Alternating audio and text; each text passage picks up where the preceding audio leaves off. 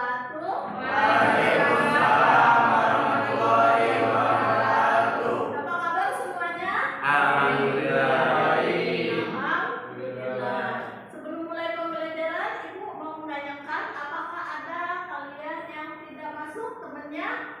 Ada Bu, Siapa? Rizky. Rizky. Kenapa sih Rizky? Sembelit Bu. Sembelit. Sakit ya, tapi Iya. sakit. Kita doakan semoga dia cepat sembuh dan bisa bergabung bersama kita kembali sekolah kembali. Amin.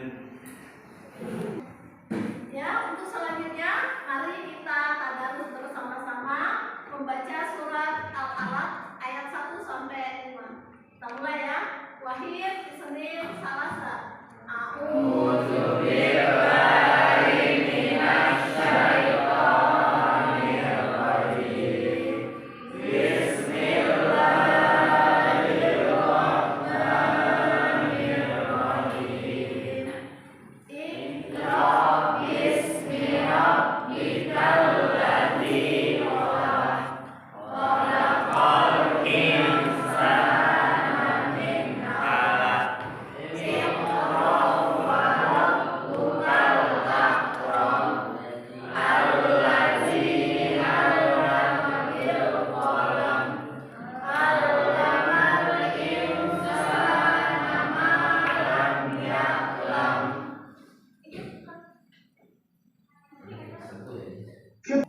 Ya, untuk selanjutnya kita langsung aja persepsi. Kita mainin tepuk. Nanti Ibu kasih contoh dulu tepuknya. Kalau Ibu bilang pagi, tepuknya 1 kali. Ya. Kalau Ibu bilang siang, 2 kali. Kalau Ibu bilang sore, berarti tepuknya 3 kali. Ya. Dan kalau Ibu bilang malam, tepuknya nggak ada. Cuma didekatin aja. Ya. Kita mulai ya. Kita coba. Tepuk pagi. Tepuk pagi. Tepuk siang. Tepuk sore. Tepuk sore itu 3 kali. Ya. Ulang ya. Tepuk pagi. Tepuk siang. Tepuk sore. Tepuk malam. Ya, ulang ya. Tepuk pagi, tepuk siang, tepuk sore, tepuk malam. Ya, tepuk pagi, tepuk pagi, tepuk siang, tepuk pagi. Oh, sip. Berarti udah konsentrasi ya untuk selanjutnya. Baiklah, sebelum memulai pelajaran kita selanjutnya, Ibu akan menerangkan. Kemarin kita sudah belajar tentang dalil Al-Quran tentang surat At-Taubah ayat 122. Di mana kemarin kita sudah belajar tentang apa kandungan yang ada di dalam surat At-Taubah itu, yaitu apa di situ? Hikmahnya ya dari kandungan surat tersebut adalah bahwa tidak setiap orang muslim itu untuk pergi berperang. Ada sebagian untuk tetap tinggal di tempat untuk menuntut ilmu. Kenapa? Kalau kita pergi perang semua, nanti misalnya kita berangkat perang semua, di sana kita kalah, terus wafat semua, apa yang terjadi? Ilmunya hilang ya, tidak ada yang meneruskan untuk belajar ya, seperti itu. Dan untuk selanjutnya kita sekarang ini materi kita hari ini adalah tentang semangat mencari ilmu dan indahnya berbagi. Tujuan pembelajarannya adalah nanti kita akan diskusi ya bersama-sama, yaitu yang pertama menganalisis semangat menuntut ilmu, menerapkan dan menyampaikan kepada sesama. Yang kedua, memetakan sikap semangat menuntut ilmu sebagai pemahaman Quran surat At-Taubah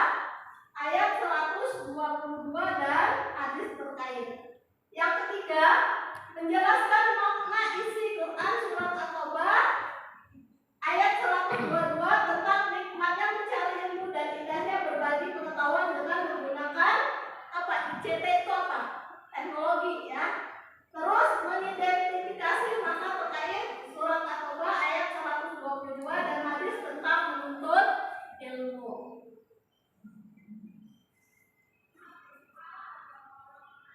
Selanjutnya kita lihat video ini.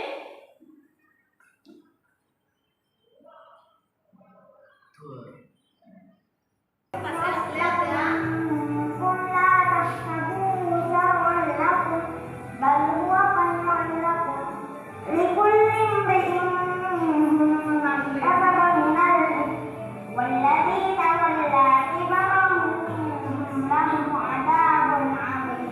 Bagaimana? Masya Allah, luar biasa. Surat apa itu, Nak? Itu ayat Nak? 11. Halaman berapa? 351. Masya Allah. Oh. Ensiklopedia Al-Quran ada di depan kita. Al-Quran berjalan ada di sini. Inilah mukjizat seperti yang disampaikan oleh Sensei. Ya, teman akrab, sehari-hari, benar? Masih ingat?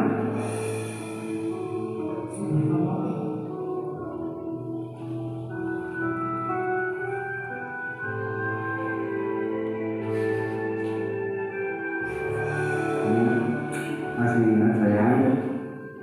Kalian sama ke rumah sampai rumah di Lombok ya? Ya, Saya belum. Boleh. boleh. Nanti saya ke rumah di Lombok. Boleh. Insya Allah nanti saatnya. Nanti menjadi apa sebetulnya? Menghafal 1 juta hadis. Sejuta hadis. Itu targetnya. Kapan itu sebetulnya? Nanti kalau nanti besar. Bisa. Tujuannya apa sih? Masuk surga.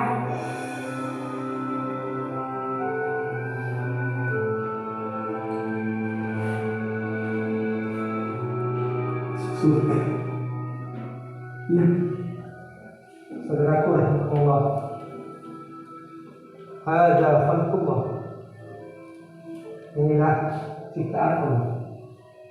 Allah Subhanahu wa taala tidak pernah kehilangan cara untuk menunjukkan mukjizat Al-Quran.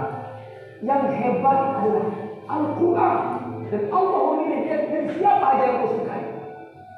Tapi semua ini hanya terjadi kepada Al-Quran.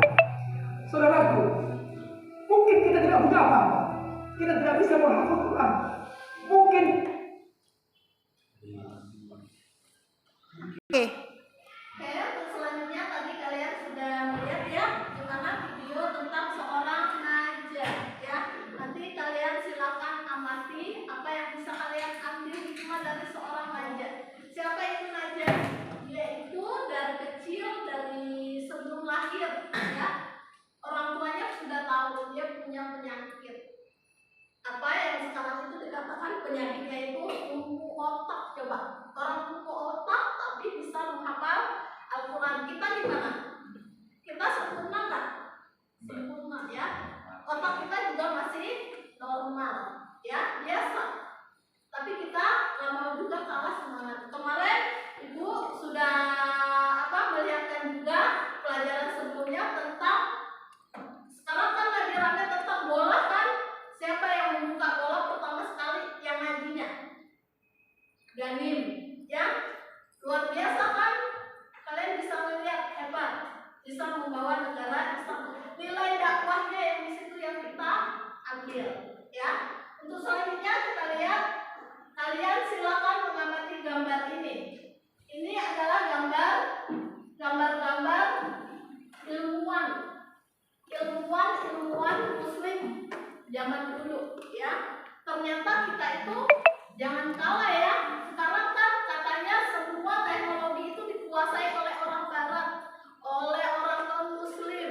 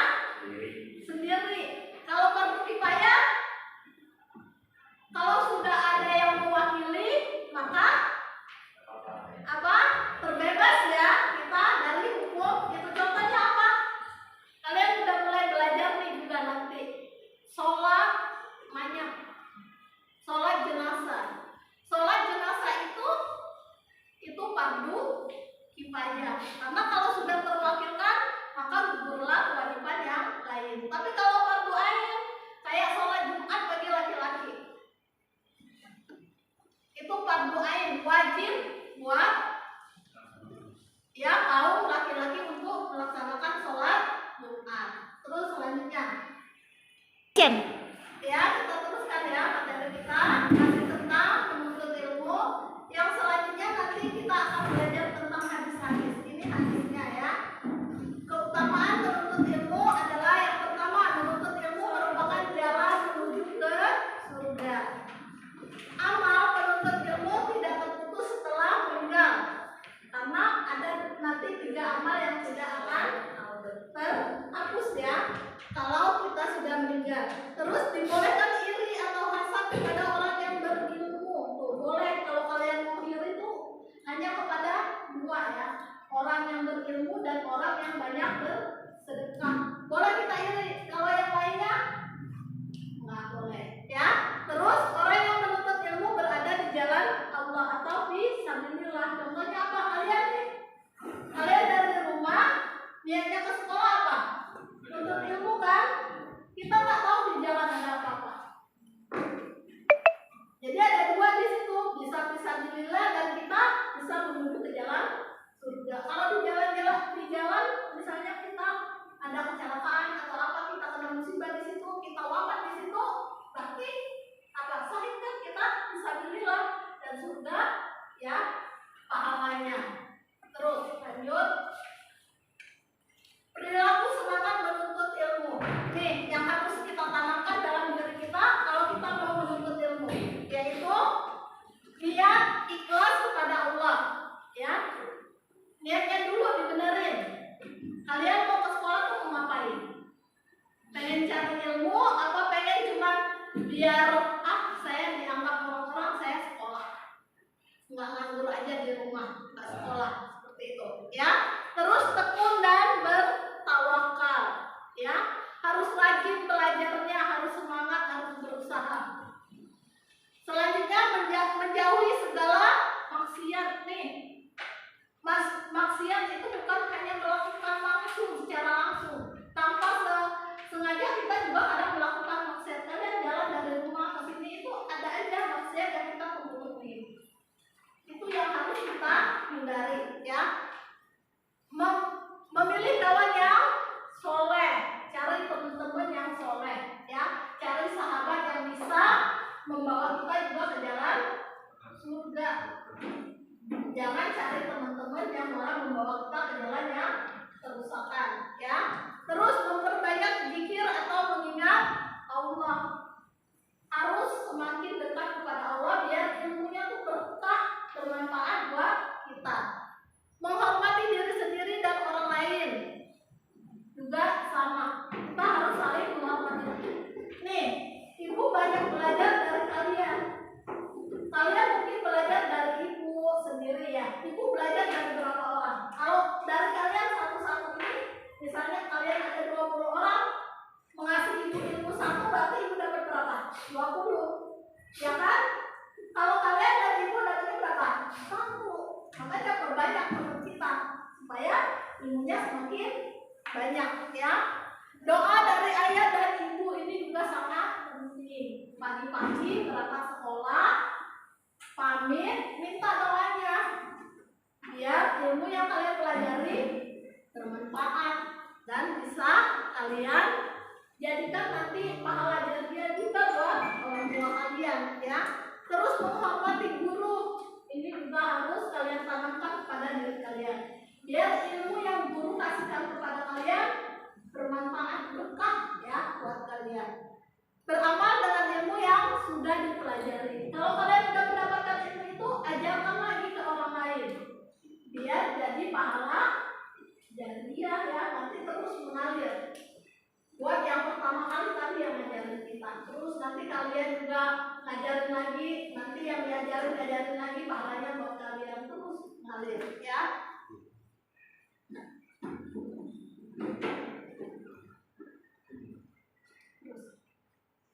Sama-sama ya. Ini diskusi kita nanti tentang tadi ya para ilmuwan. Ibu akan membagi kalian dalam 4 kelompok ya.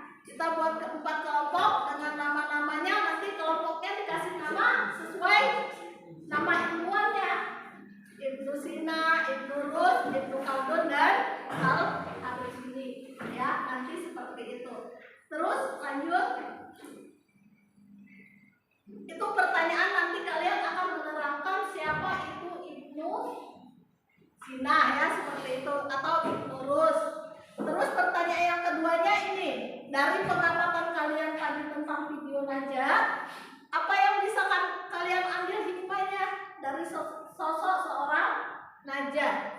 Yang kedua, menyikapi pesatnya perkembangan teknologi, peran apa yang bisa kalian manfaatkan dari teknologi yang kalian punya. Kalian nanti boleh browsing dari HP kalian masing-masing, ya. Terus selanjutnya, di balik berkembangnya teknologi yang kalian lihat ada positif dan negatifnya. Jelaskan contoh positif dan negatifnya. Seperti apa ya?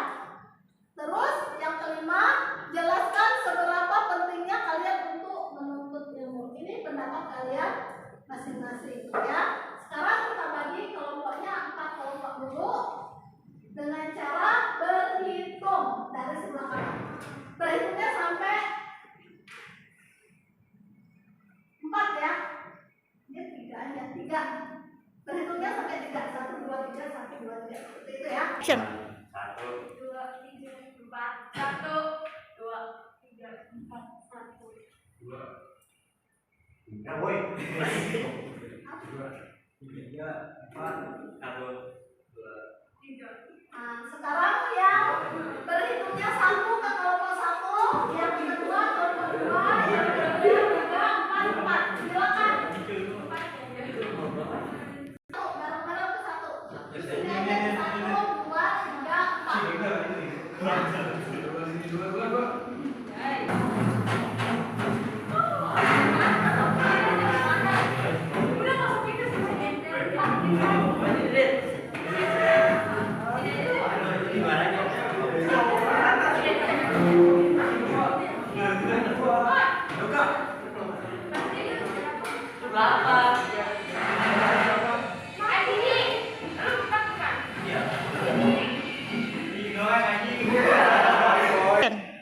Ya, selanjutnya silakan kalian berdiskusi masing-masing kelompoknya. Kelompok 1 tadi mana? 1, berarti kelompok Ibnu Sina, ya. Kelompok 2 ini Ibnu Rus. Kelompok 3 Ibnu Khaldun, dan kelompok 4 Al-Khawarizmi ya. Itu kelompok 4. Sekarang lihat, berarti dengan masing-masing itu kalian buat pertanyaan yang pertama dulu. Nomor 1, dengan masing-masing nama apa? Ya, halo, kita mulai ya. Silakan kalian tulis di bukunya nama kelompok kalian masing-masing dan kalian jelaskan dari sosok seorang ilmuwan dalam nama kelompok kalian masing-masing. Ya, itu pertanyaan yang nomor 1. Pertanyaan nomor 2 selanjutnya, kalian jelaskan dari penggambaran tadi ada video Najah. Apa ya hikmah yang bisa kalian ambil dari sosok seorang Najah ya? Dan pertanyaan ketiga adalah menyikapi pesatnya teknologi, apa peran dari teknologi tersebut. Bisa kalian contohin, misalnya HP buat apa aja ya. Terus yang keempat, positif negatif dari teknologi yang kalian punya. Apa positifnya kalian jelaskan. Minimal 3 ya, minimal 3.